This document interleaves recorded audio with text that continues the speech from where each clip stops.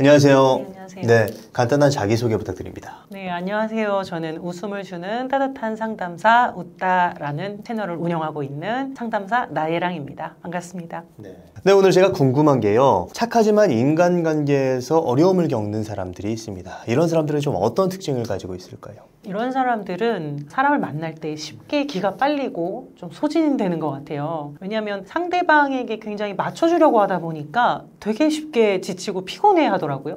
원래 뭐 외향인은 누굴 만나면 충전이 된다. 내향인은 기가 빨려 소진된다. 이렇게들 알고 계시는데 외향인이라도 내가 누구 눈치를 너무 많이 보고 맞춰주려고만 하는 사람은 되게 소진돼서 돌아오거든요. 그래서 본인이 내향인인지 외향인인지 잘 모르는 거예요. 외향인이어도 자신을 내향인이라고 착각하게 되는 것이죠. 왜냐하면 너무 기가 빨려 돌아오니까. 왜 그렇게 기가 빨릴까? 기분을 맞춰주려고 하고 비위를 맞춰주려고 하고 착하게만 하려고 하다 보니까 쉽게 지친다는 점이 있고요. 또 한 가지는 마음에 좀 많이 쌓아두는 편인 것 같아요. 그러니까 내 표현을 하지 못하고 기분이 나쁘고 좀 무시당하는 것 같을 때에도 기분 나쁘다는 말을 하지 못하고 웃기만 하면서 속에 화가 좀 많이 쌓이는 것 같아요. 그래서 어느 날은 이것이 쌓이고 쌓여서 두 번 다시 보지 않겠다라는 마음으로 막 폭발해서 할 말 다 한 다음에 손절하죠.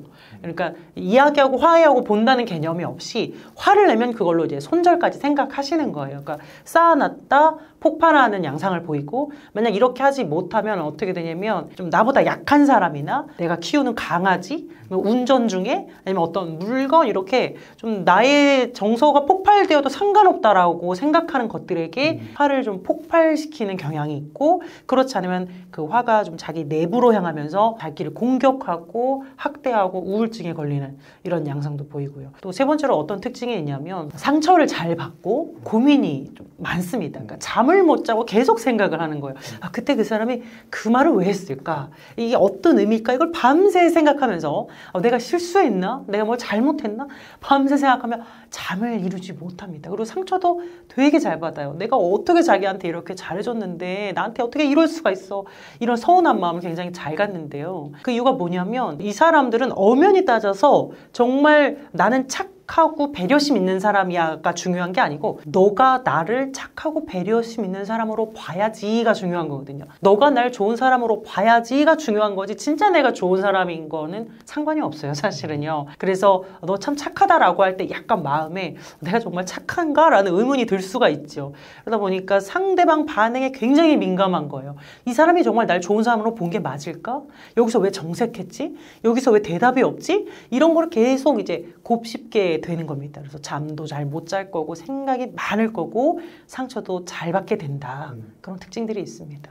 지금 말씀해 주신 세 가지 유형의 사람들을 생각해 보면 결국에 내 위주가 아니라 상대방의 위주로 나를 생각하기 때문에 굉장히 타인에게 신경을 많이 쓰고 휘둘리는 사람인 것 같다라고 생각이 드는데, 상대가 상처받거나 나를 나쁘게 볼까 봐 그렇게 잘 표현하지 못하는 사람들에게 무엇이 필요할까요? 먼저는 남들은 생각보다 나에게 별로 관심이 없다는 걸 꼭 기억해야 될 것 같아요. 이게 내가 머리로는 알지만 가슴으로 잘 못 느끼는 사람들이 있는데, 우리 진짜 실질적으로 한번 생각을 해봤을 때 내가 어디 가서 어떤 실수를 하거나 아니면 뭔가 좀 좋지 못한 모습을 보였을 때 그 사람이 나를 몇 분이나 생각할 거라고 생각하세요?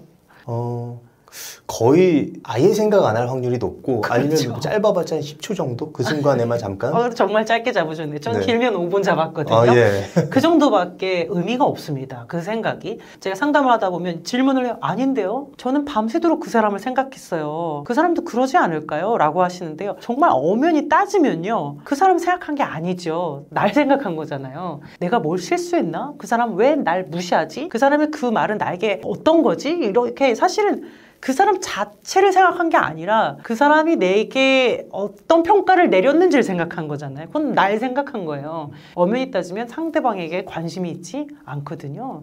왜냐면 다들 자기가 주인공이잖아요. 그렇죠. 말씀하신 것처럼 10초, 제 생각에는 길면 5분, 이 정도 생각합니다. 우리가 그거를 기억해야 거기서 좀 벗어날 수 있는 것 같아요. 그리고 또 하나는 상대방이 기분 나쁠까 봐 그걸 맞춰주려고 너 하고 싶은 대로 해, 너 가고 싶은 대로 가자, 너 먹고 싶은 거 먹어, 이렇게 하면 하면요. 어떠냐면 사실 되게 답답한 느낌을 주거든요. 그래서 착한데 답답하다 이런 말이 되게 일맥상통하는 것 같아요. 자기를 표현하지 않으면 거리감이 느껴지고 친밀하게 다가오지 않아요. 그래서 우리가 이런 분들이 꼭 기억해야 할 것은 나를 표현하는 것은 무례하거나 이기적으로 보이는 게 아니라 오히려 상대방을 편안하게 해줄 수 있구나. 더 이제 친근감을 느끼게 해줄 수 있구나라는 거를 기억할 필요가 있고요. 또 하나는 아주 가벼운 것부터 좀 표현하고 자기 생각을 이야기하는 연습을 하는 게 중요할 것 같아요. 이렇게 자기 표현을 못하는 사람들은요. 일적인 예로 커피숍에 가서 여기 아메리카노 얼음 좀 더 리필해주세요. 이 말도 잘 못하고요. 짜장면집에 가서 단무지나 김치 좀 더 주세요. 이 말도 못하거든요. 그래서 부족하면 부족한 대로 먹고 나오고 미지근하면 미지근 대로 먹고 나와요. 그 얼음 하나 넣어달라는 말도 굉장히 어렵거든요. 근데 한번 눈 딱 감고 연습을 하면 이게 늘어요. 정말 단적인 예로 내가 오늘은 어디에서 이 표현을 꼭 해봐야겠다라고 계획을 세우고 연습을 해보는 거죠. 실제로 큰 소리로 실례지만 여기 얼음 좀 리필해 주시겠어요? 이렇게 해보세요. 그렇게 하고 나서 끝이 아니고 상대방의 반응을 보세요. 그 사람이 정색했나? 거절했나? 대부분은 그렇지 않고요. 네 하고 줄 거예요. 그리고 그거를 기억하세요. 오랫동안 기억하고 수집하는 거예요. 내가 내 표현을 하고 요구를 말해도 사람들이 나를 싫어하지 않아 라는 증거를 계속 수집해 나갈 필요가 있습니다. 조금 더 진전된 관계에서도 연습을 해야 되는데 만약에 직장에 있다가 땡땡씨 커피 한 잔 마시러 나가자 이랬을 때 나는 가고 싶지 않아. 그러면 그럴 때도 네 하고 쫓아가는 게 아니고 대리님 오늘은 제가 업무가 좀 많이 있어서 잠깐 사무실에 있어야 될 것 같아요. 오늘은 저 빼고 다녀오세요. 어때요? 기분 나쁠까요? 아니요, 예의 있게. 네, 전혀 아무렇지 않잖아요. 그렇게 하는 연습을 하는 거예요. 그리고 증거를 수집하는 거죠. 그래서 저 대리님 표정이 어떤가? 대답은 어떻게 하는가? 이거를 똑똑히 보세요. 별로 그렇게 신경 쓰지 않을 겁니다. 그걸 자꾸 수집해서 연습하는 시간들을 가져야 된다라고 말씀드리고 싶어요. 지금 몇 가지 말씀해 주셨는데 아예 그렇게 무언가 자신의 어떤 생각을 표현하는 거, 자신의 감정을 표현하는 게 어려운 사람들이 지금 당장 할 수 있는 좀 쉬운 연습 방법으로는 어떤 게 있을지 혹시 말씀해 주실 수 있을까요? 보통 내가 다니는 어떤 그 동선 있잖아요. 출근하시는 길이나 한번 계획을 세워보는 거죠. 저는 이제 내담자에게 이렇게 얘기하거든요. 오늘 하루에 하나라도 목표를 세워서 내 생각이나 느낌, 의견을 이야기하는 연습을 하루에 하나씩만 하도록 이렇게 목표를 잡게끔 하거든요. 그래서 좋으면 좋다, 싫으면 싫다, 이럴 때 난 어떻게 생각한다 이렇게 하는 연습을 내 동선을 따라서 오늘은 커피숍에서 해야겠다. 아니면 오늘은 내 회사 직장 누구누구에게 해야겠다.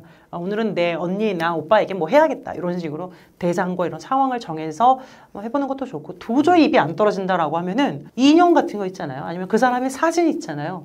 세워놓고 말을 하는 겁니다. 연습하고 가는 거죠. 한 10번 정도 똑같은 말 연습하고 가면 생각보다 정말 쉽게 그 말이 나올 수 있어요. 입 밖으로 꺼내본 것과 생각만 한 것은 좀 차이가 있기 때문에 혼자 있을 때 먼저 연습을 해보시라. 한편으로 그렇게 상대방에게 나의 좋고 싫음을 표현하는 것 자체는 또 내가 무엇을 좋아하고 싫어하는지 알아야지 그렇게 표현할 수 있는 거잖아요. 예. 그래서 상대방에게 표현하지만 또 한편으로 나의 어떤 내면을 탐색하는 기회일 수도 있겠다라는 생각이 들었습니다. 네, 맞습니다. 그렇다면 사실 내가 이렇게 표현할 수도 있지만 이렇게 표현했을 때 상대방이 약간 부정적으로 반응을 하게 되면 나 스스로 굉장히 좀 크게 확대해서 자기 비난을 멈추기 어렵게 되는 경우도 있는 것 같은데 이럴 때는 좀 어떻게 자기 비난을 멈출 수 있을까요? 그런 부정적인 생각이 계속 들 때에는 먼저는 이것은 나의 소설이다 라는 걸 소설이요? 예. 네, 소설을 쓴 거죠. 네. 생각을 해야 됩니다. 오늘 제가 이렇게 대화하고 가서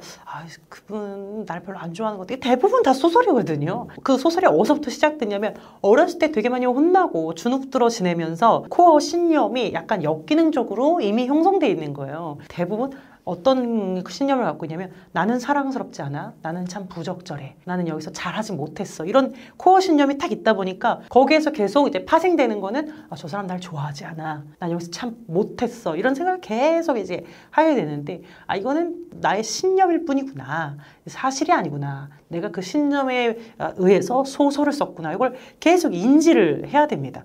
그건 사실이 아닐 수 있거든요. 그러면 아니요, 정말 사실이면 어떡하죠? 라는 생각이 들 수 있잖아요. 그러면요, 두 번째로는요, 그걸 확인해야 돼요. 사실인지 아닌지. 고민만 한다고 해결되는 건 없어요. 제가 봤을 때 제일 좋은 거는 당사자에게 물어보는 거예요. 너무 소심해 보이지 않아요? 너무 좀 괴짜처럼 보이지 않을까요? 라고 걱정을 하시는데요. 아닌 척 감춘다고 안 소심해 보이는 게 아니라고 저는 생각하거든요. 결국 티가 나요. 쫄아 있고 위축되어 있고 이런 게 다 티가 나요. 오히려 쿨하게 물어보는 게 훨씬 더 여유 있어 보일 수도 있어요. 저 같은 경우는 그냥 물어보거든요.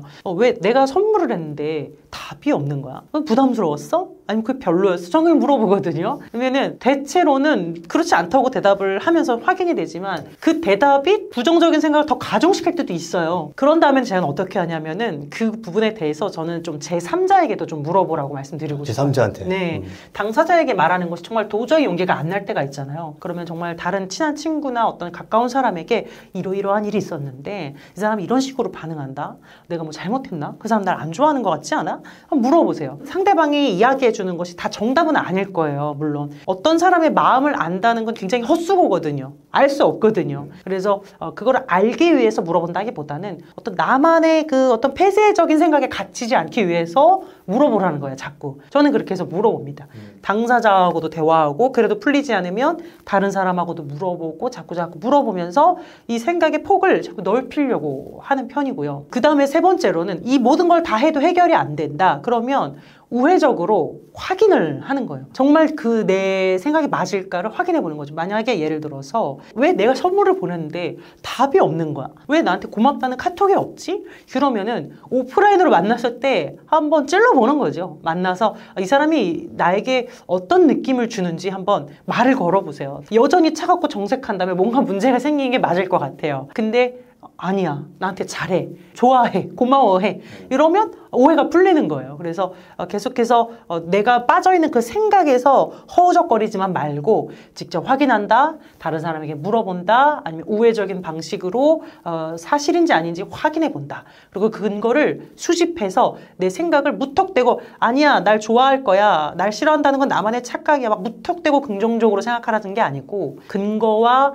증거를 가지고 합리적인 생각으로 바꿔야 그 생각을 비로소 멈출 수 있다는 겁니다. 나 혼자만의 사고방식에 매몰돼서 계속 이 생각에 부정적인 생각을 키우는 게 아니라 외부의 관점으로 한번 생각을 해보는 연습을 해서 내가 가지고 있는 어떤 사고의 그 틀을 깨야 된다라는 말씀을 해주신 것 같습니다. 지금까지 이제 인간관계에서 소진되고 자꾸 참고 그리고 생각이 많아지는 그런 사람들의 특징에 대해서 그리고 어떻게 해야 되는지에 대해서 이야기를 해주셨는데 실질적으로 내가 착한데 매력적인 사람이 되기 위해서 우리가 어떻게 하면 될까요? 일단은 착하다, 매력적이다 라는 거는 엄연히 따지면 되게 잘 배려해 주는 사람인 것 같거든요. 근데 그냥 눈치만 보는 착한 사람은 사실은 엄연히 따지면 착한 게 아니잖아요. 네. 잘 보이고 싶은 거죠. 환심을 사려는 거예요. 그래서 그것부터 먼저 인정을 해야 될 것 같고요. 그다음에 좀 솔직하면 좋을 것 같아요. 내가 나를 표현하는 것은 무례하거나 이기적인 것이 아니라 소통을 하는 것이다 라는 인식을 가지고 좀 솔직한 표현을 하면 훨씬 더 매력적인데 매력적인 사람은요. 자기를 생각할 줄 아는 사람이거든요. 그러니까 나도 중요하고 너도 중요해. 너의 의견은 참 일리가 있고 나의 의견도 소중해. 이게 둘 모두 공평하게 생각을 해야 돼요. 한쪽으로 치우치면 안 되죠. 나만 맞아 이러면은 안 되고요. 너만 옳아 난 부족해 이것도 안 되는 겁니다. 우리 둘 모두 의견과 생각이 굉장히 소중하다. 너도 나도 이런 식으로 이제 공평하게 생각을 해주는 것이 중요할 것 같고요. 그 다음에 어떤 칭찬이나 선물 같은 거를 환심을 사기 위해서 하는 경우가 많은데 저는 그게 절대로 과도하면 안 된다고 생각을 합니다. 이게 착해 보이고 싶은 사람, 배려심이 많아 보이고 싶은 사람은 되게 칭찬을 남발하는 경우가 있는데요. 그러면 되게 진정성이 떨어지는 것 같아요. 그래서 쉽게 칭찬을 하거나 선물을 하지 말고 아껴놨다가 결정적인 순간에 좀 디테일하게 칭찬을 하는 것이 포인트인 것 같아요. 예전에 말이에요. 그때 이렇게 하셨는데 그거 참 좋았던 것 같아요. 옛날 일을 꺼내서 이렇게 칭찬을 하면 되게 감동받아요. 나를 그렇게 주의 깊게 봤다고? 그걸 아직도 기억한다고? 하면서 되게 이제 감동받거든요. 선물 하나를 해도 내가 좋아하는 걸 주는 게 아니에요. 상대방이 좋아하는 걸 줘야 돼요. 그러려면 관심이 있었어야 되는 거예요. 상대방에게. 그런 걸 받을 때 내가 이걸 좋아하는 걸 어떻게 알았지? 아 그때 그거 좋아한다고 말씀하셨잖아요. 이렇게 할 때 엄청 감동받거든요. 그 사람에게 빠져들게 되는 거죠. 그래서 칭찬을 하든 선물을 하든 어떤 착한 행동을 할 때에 상당히 그 상대방에게 관심이 있기 때문에 하는 것처럼 이렇게 해야지 내가 사랑받기 위해서 하는 그런 느낌을 주면 안 된다는 거예요. 그러려면 먼저 내가 나를 충분히 사랑했어야 되는 거죠. 내가 나에 대한 여유가 있어야 상대방에게도 진심 어린 관심을 가질 수가 있기 때문에 먼저 자기를 챙기는 게 저는 우선이 되는 것 같습니다.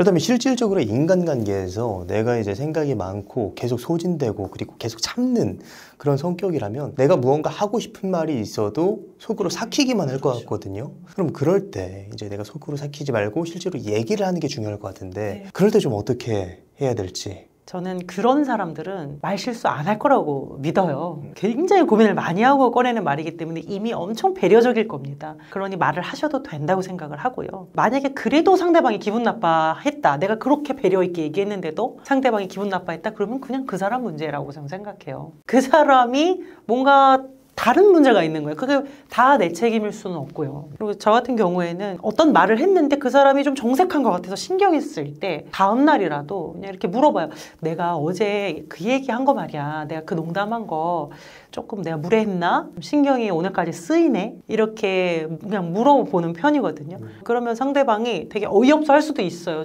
왜 저렇게 저 하루 종일 저걸 생각했단 말이야? 약간 저를 그렇게 생각할 수도 있는데 그러면 어떤가요?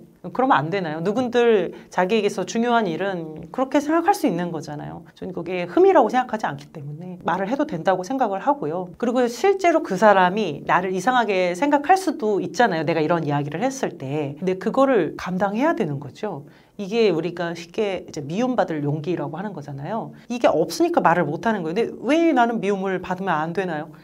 미움 받을 수 있죠. 무시당하면 안 되나요? 당할 수 있죠. 나는 누군들 무시 안 하고 누군들 미워하지 않나요? 어차피 다 인간관계라는 게 주고받고 하는 건데 왜 나는 다치면 안 되고 상처받으면 안 되나. 그래서 누군들 저를 미워할 수 있다고 저는 생각해요. 그래서 그걸 미움받지 않기 위해서 되게 나를 방어하면서 살면은 그러면은 욕 안 먹을까요? 그래도 욕 먹는다고 생각해요. 어차피 욕 먹을 바에야 그냥 편하게 하는 거죠 뭐. 괜찮습니다. 미움 받는 것도 제 생각에는. 네, 그래서 내가 그냥 참고만 있는 것보다 솔직하게 표현을 할 때 그때 또 어떤 솔루션, 생각지도 못한 어떤 해결 방법을 찾을 수도 있을 거라는 생각이 들어요. 그리고 훨씬 매력적일 거고요. 되게 자신감 있어 보일 거고 단단한 사람처럼 이렇게 보일 수 있죠. 네, 오늘 많은 말씀 해주셨는데 마지막으로 하고 싶으신 말씀 있으시다면 어떤 게 있을까요?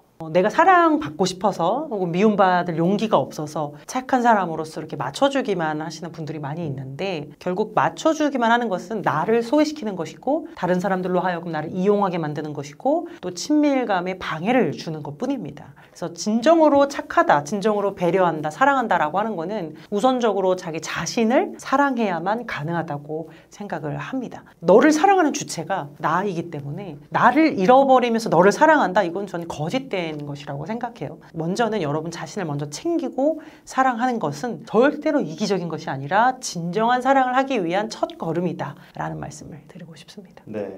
오늘 감정은 상처가 아니다. 저자 나예랑 상담사님을 모시고 착한데 매력적이지 않은 사람들이 가지고 있는 특징과 조금 더 자신의 마음을 솔직하게 표현할 줄 아는 매력적인 사람이 되는 방법에 대한 이야기를 나눴습니다. 그럼 오늘의 심리학은 여기까지 하도록 하겠습니다. 좋은 말씀 해주셔서 감사합니다.